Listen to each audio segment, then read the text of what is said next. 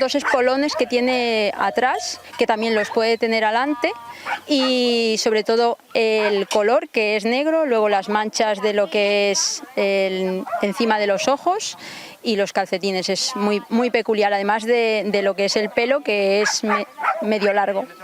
Son los rasgos que identifican al can de Chira, características de un perro que se investiga en este laboratorio.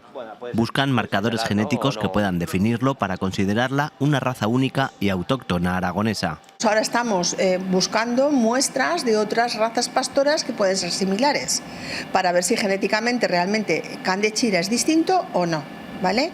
Y entonces lo diferenciamos pues del pastor garafiano, del pastor vasco, del pastor australiano, del pastor leonés. Estos perros desaparecieron a mediados de los 70 por el abandono de la ganadería extensiva y la llegada de otras razas que suplantaron su trabajo real. Ahora apenas superan el centenar y están en peligro de extinción.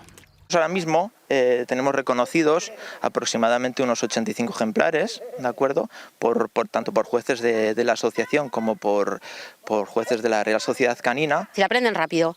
Son de otro tipo de perros, son un poco más cabezudicos, si no, no serían aragoneses. Los can de Chira siempre han sido un poco más tochos, ¿no? De hecho, cuando yo empecé con un can de Chira era algo como de esta mujer dónde va. Con muestras de sangre, estudios de ADN y PCRs, buscan recuperar una raza de perro aragonés cuya función es ayudar a los pastores con el rebaño. Y por eso se llama can de Chira, es el perro que gira al ganado, que voltea al ganado.